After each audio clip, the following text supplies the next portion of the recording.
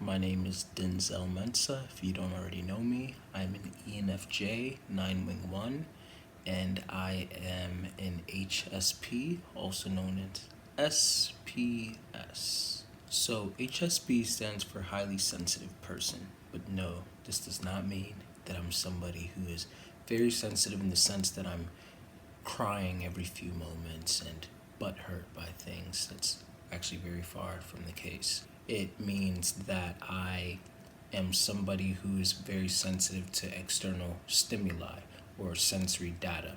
So that's why I personally prefer the term sensory processing sensitivity, or SPS, which is defined as a temperamental or personality trait involving an increased sensitivity of the central nervous system and a deeper cognitive processing of physical, social, and emotional stimuli. The trait is characterized by a tendency to pause to check in novel situations, greater sensitivity to subtle stimuli, and engagement of deeper cognitive processing strategies for employing actions, coping actions, all of which is driven by heightened emotional reactivity, both positive and negative. So I found out that I am an HSP or an SPS because I've always had these quote unquote symptoms, but it was usually associated with the introverted types, and we see that a lot, with INFJs who are saying that they're like HSP, INFPs who say that a lot of times, stuff like that, and we don't really see this for extroverted types, but actually there are quite a few extroverted types that might actually have HSP or might be HSP. And I was talking to my ENFJ friend Stephanie, actually, the one that I did the soul ship video with. And we were talking about how she just recently discovered that she's HSP. I discovered that I was HSP maybe about 2.5 years ago, when my INFJ friend had told me that she believes that I was HSP, and I wasn't really like too familiar with the term, and I actually did think that highly sensitive person meant like just somebody who's very like sensitive. And then when I looked more into it after she had told me more about it and told me why she thinks that I am, everything started to make sense. So I've had incidents ever since like I've known myself, like for as long as I've known. Trouble with concerts, so like loud noises. When it comes to even being like in a gun range, for example, when we went out to a gun range one Valentine's Day, don't ask. It was very, very, very difficult for me to be in there because even though we had on, the ear plugs and everything like that, like the headphones and all of that, the vibration and the sound of the guns was so shattering for me. Even when people were like shooting like from a distance, it was ricocheting off of the walls enough. And out of our group of people, I was the only one that was so super sensitive to it. I had to have two ear muffs things going on. Like I actually had to get in like earplugs, and then I had to put on like the big earphone things. And yet it was still like every time somebody shot, like it was as if like my heart like would jump. And so that was something that like I just wasn't able to really stand, and I didn't like that, especially while holding a gun myself. I didn't want to like jump and accidentally do something that I didn't want to do with that. And then also, like I said, like with concerts, I actually played piano for my church when I was growing up in New York, and I always was a fan of like the drums. Even at the church that I go to over here, I love sitting next to the drums and everything. But a lot of times it can seem rude that I have to like, I'm admiring the music and I love sitting there admiring it, but sometimes I have to put in an AirPod, and to everybody else it could look like, oh, so he's listening to his own thing while we're worshiping, or boom, boom, boom. But in actuality, what I'm doing is like I'm trying to protect my ears from the sound the drum is making, even though I'm really enjoying the music.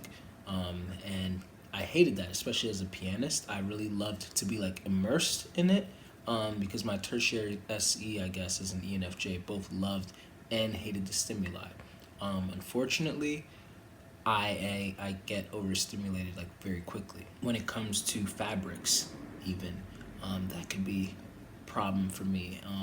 Even when it comes to like people like farting, like I try not to make a big deal toward other people about this type of thing, this situation, whatever. Like, hey, it's a natural thing, but because my senses are so sensitive, not even that they're necessarily like heightened, like, oh, I have super hearing or I have, some type of like super smell or whatever, but it's just more that even if it's equal to everybody else's, it still affects me in a way that's just very deep and very particular.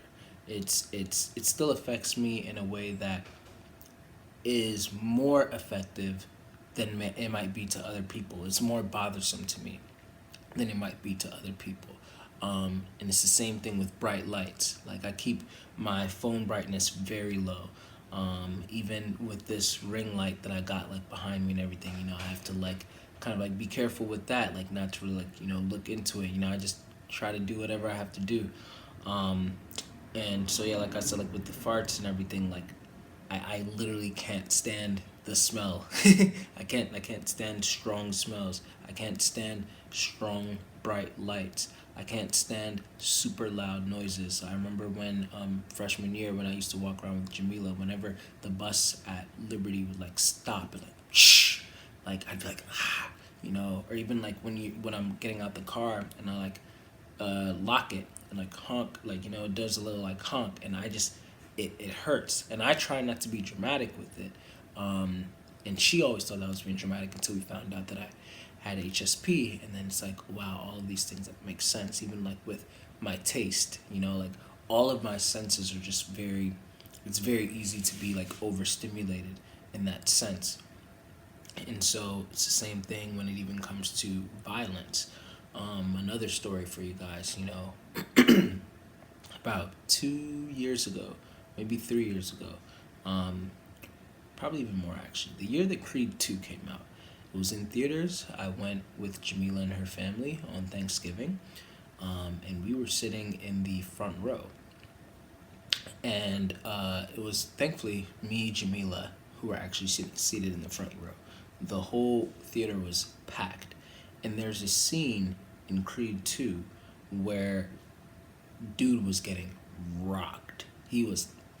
Every it was crazy. He was just getting rocked. Not only was he getting brutally beaten, but then they were showing scenes of his family that were like watching and like in tears, and everything was just not only like very violent but also very emotional. And that unexpectedly overwhelmed me. And to this day, I don't really know if it was because it was, what was going on screen that I was absorbing and taking in, or if it was because of all of the feelings that I was absorbing from everybody else who was in the theater. But I can't make this up. Jamila was there out of nowhere as she's sitting next to me. She looks beside me, and I'm like shaking, and I'm shaking, and I'm shaking. And before you know it, I just start tearing up and crying uncontrollably, like at what's going on. And I had to like get up and walk out. It was actually like, really embarrassing. And she came and she followed me. She's like, "What's going on?" I just really felt overwhelmed by everything that was going on the screen. This even bleeds into things like ever since I was younger. If I see a sword pointing at somebody's like throat, like on TV or something, I instinctively see myself going like this, like as if it's like happening to me, kind of thing. So I'm very sensitive to those kinds of things, and I believe that this bleeds a lot into, once again, me being an ENFJ. Now, a thing that people should know about extroverted feeling is that extroverted feeling, no matter where it is in your stack, allows you to absorb other people's feelings. So this, for those of you who may not know, extroverted feeling is the dominant function of the ENFJ and the ESFJ. the auxiliary function of the ISFJ and INFJ, the tertiary function of the ENTP and ESTP, and then the inferior or lasting function of the ISTP and INTP. So wherever it is in your stack, you are absorbing other people's emotions. I don't really know 100% how that works, but it's true. And according to Antonia Dodge, the higher it is in your stack a lot of times, so with ENFJs and ESFJs especially, but especially with NFJs because they pair it with NI, so that's also paired with something getting in other people's heads. You are absorbing those people's emotions very strongly, and that is then even able to like confuse you with your own feelings a lot of times. That's actually also another thing. I cannot stand motorcycles. I can't. And y'all probably have seen in my spontaneous speaking videos, I try my hardest to ignore loud noises, but I really can't. Even in our home, it's very peaceful. It's very quiet. Probably also has to do with why I'm a 9. But anyway, FE in all positions absorbs emotion, and when you pair it with the function like NI, then it even amplifies it, because now it's a function that requires it's like tapped in with the juju and the vibrations and all of that in the world, and especially like of other people. And so now, according to Antonia Dodge, with ENFJs, they actually have always been absorbing emotions, but we hear more about INFJs a lot of times, who are the ones that like absorb and take on emotions. And according to Antonia Dodge from Personality Hacker, she believes it's because when ENFJs started to absorb emotions at a young age, because they have FE as a dominant function, they use that FE as a way to be able to set boundaries for, okay, no, I have no choice but to be able to take on this as an extrovert. So now I have to set, okay, how far can my FE reach? How much emotion should I allow myself to absorb and like take in? And we build those types of boundaries to allow ourselves from taking in too many people's emotions or too much emotions. Whereas an INFJ, according to Antonia Dodge, may not have had these types of practices to be able to put up boundaries on absorbing it. So instead, they just kind of feel like they are being a dump to all of these emotions, and they're allowing themselves unintentionally a lot of times to be the recipient of these emotions. So I actually read about a lot of this from the site typeinmind.com, and it's actually the only site that I saw them actually like talk about ENFJs and how they have this problem, and they broke it down so well. And it's actually one of the sites that helped me best identify that I was ENFJ, because when I read about this, I was like, whoa, yes, that's me. That I always wondered, why the heck am I like this? And here it is. NI is the secondary function of the FE-NI, which is the ENFJ. NI takes all of the information gathered by FE and makes connections with other information previously gleaned to help determine the meaning of the new information. Because NI is serving the dominant function, FE, this type of person might be able to pick up and draw in feelings of other people around them. They might even feel everything they pick up all at once. Because their thought process jumps around so much, they might not associate certain feelings with the people they originated from in the moment, but rather pick up an emotion from someone without noticing and wonder why they are feeling so different all of a sudden. Compare this to FE with SI in the ESFJ or the ISFJ, which can look at people's faces and linearly determine exactly where each feeling is coming from. High FE types in general might describe picking up, sensing, or feeling the moods or emotions of other people. FI users might relate to this too, but they tend to put their focus on one person at a time. FE-NIs, ENFJs, should be aware of this tendency in themselves and know that if their mood changes suddenly, it is likely due to picking up feelings from someone around them. With thoughtful reflection, the FE-NI can typically untangle feelings that belong to someone else as they retrace the steps of their NI process using TI. More on TI below. When the FENI gets stuck, experiencing other people's emotions as though they are their own, they might not immediately recognize they are actually dealing with a sort of involuntary empathy. This can be distressing to the FENI as they might begin searching internally for the source of the emotion and place pressure on themselves to internally explain or rationalize an emotion that isn't really theirs in the first place. As they become more and more aware of this tendency, they can develop their TI to recognize this process closer and closer to the time it starts happening, and eventually they can learn to differentiate their feelings from the feelings of others. That all rocked me. So this is just a short video to pretty much introduce you to some of the struggles that an HSP ENFJ might have, or even help you know that there is even such thing as an HSP ENFJ or an HSP extrovert in general. Let me know if you deal with HSP.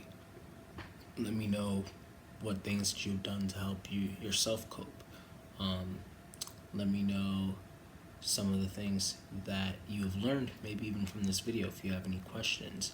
But yeah, I just thought that I would hop on here and share a little bit. And for those of you who do have HSP, whether you're an ENFJ or not, learn to protect your energy. Learn to protect yourself from this external stimuli that you may be receiving. Don't overdo it. Learn to try to keep a sound mind. Try to keep yourself from frivolous tasks or things that'll just kind of bring up anxiety. Keep yourself away from loud areas or places with super bright lights, violent things on TV, people with very erratic emotions that just are tossed in your direction, sharp smells, very sensitive types of touches, bad tastes, all of that. Just be careful out there. Done.